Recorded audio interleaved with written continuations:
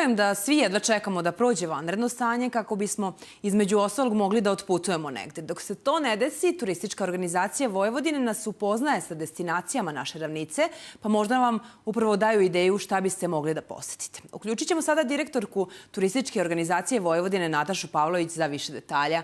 Nataša, hvala što ste izdvojili vreme za razglednice. Dobar dan, pozdravljam sve vaše gledalce, hvala vama na pozivu i nadam se da ćete uživati u onome što je turistička organizacija Vojvodine pripremila za vas tokom trajanja ovog vanrednog stanja.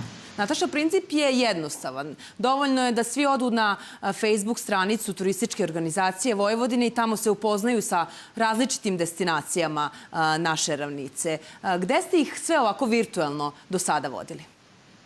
Mi smo od početka vanrednog stanja organizovali ovaj kao mini projekat za naše pratioce na društvenim mrežama, gde će oni imati priliku da se ovim virtuelnim putem upoznaju sa turističkim atrakcijama, predelima izuzetne prirodne lepote i bogatog kulturnog nasleđa kojom je Vojvodina svakako bogata. Svi koji žele mogu sa nama svakodnevno da otkrivaju nove zanimljive destinacije, a i domaćici će imati priliku da se upoznaju sa gastronomskim specijalitetima svakako. Ono što smo do sada uradili je da smo napravili priče o Somboru, zatim o brojnim znamenitim ličnostima iz Vojvodine, a isto tako smo izbacili par recepata od kojih najviše interesovanja je bilo svakako za taške i za vojvođanski nedeljni ručak. Tako da to je za sada nešto što smo do sada plasirali na društvenim mrežama, isto tako na web sajtu www.vojvodina.travel.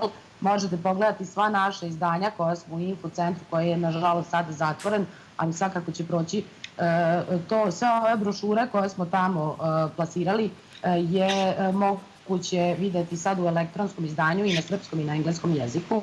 I ja pozivam sada vaše gledaoce da pogledate pre svega sajt turističke organizacije Vojvodine, vojvodina.travel i da svaki dan pratite naš Facebook i Instagram nalog i da ostanete kod kuće, da čuvate sebe i svoje bližnje, a udaljenost koja sada postoji među ljudima brzo će proći, život će se vratiti, svi ćemo se, nadam se, izaći bolji iz ovoga, jer tu je dan posle kada ćemo moći da se odmetnemo i upoznamo na najbolji mogući način svoju zemlju, pokrajinu ili neko selo. Ono što nas očekuje to već od sutra su nove objave od gospodina Ilije Tucića, Nepoznata Vojvodina, gde ćemo se upoznati sa najmanjim selom u Vojvodini sa svega 9 stanovnika, pa pratite nas i svakako ja se nadam i svi željno iščekujemo onaj dan posle i ovom prilikom apelujem na sve gledaoce da ostanu kod kuće, da pazi na sebe i svoje bližnje,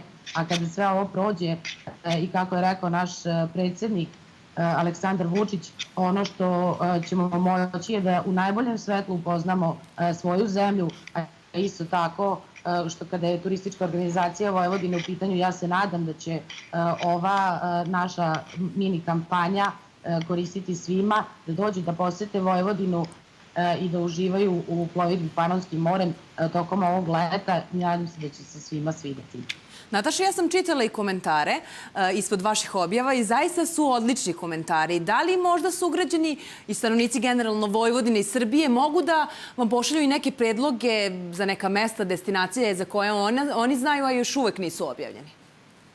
Hvala, da, mi smo vrlo zadovoljni sa komentarima koje smo videli i moram da kažem da brojni pratioci, čak iz Amerike, iz Kanade nam se javljaju. Ono što su oni želeli da vide jeste svakako, evo sad konkretno jedna žena je tražila Sremsku Mitrovicu da vide, pa o nekim ribolovnim revirima su pisali, pošto su tražili, pitali su kako sad oni idu na pecanje, rekao ići ćete na pecanje kada sve ovo prođe, dan posle je tu, pa ćete sigurno napraviti dobar ulov. I brojne, zaista smo zadovoljni. Ono što najviše privlači, zato što pre svega sada smo imali priliku i da analiziramo naše pratioce na Facebooku, na Instagramu i na našem sajtu i videli smo da su to pre svega žene i da one zaista vole da se upoznaju sa nekim novim receptima. Mi smo sve ono što smo prikupljali godinama i ono što smo radili u toku svojih promotivnih aktivnosti pokušali sada da ovim virtualnim putem prikažemo i zaista mi je drago da je interesovanje ovako i nadam se da će kada dođe taj dan posle koji svi željno očekujemo, da će doći da posete Vojvodinu, jer zaista mnogo toga zanimljivog ima da se vidi i svima nama je ovo jedan mali test kada ćemo na što bolji način upoznati svoju državu, kao što sam rekla, koja je zaista lepa, a isto tako ćemo imati priliku da se upoznamo i sa drugim destinacijama u našoj državi koje su zaista neopisive i atraktivne. Nataša, hvala vam mnogo na razgovoru i naravno na predlozima i objavama svim koje možemo sad da ispratimo na vašoj Facebook stranici. Hvala još jednom. Hvala vama. Evo, pozivam gledalce da nam pišu i dalje predloge i da nas prate. Mi se pridružujemo pozivu. Hvala.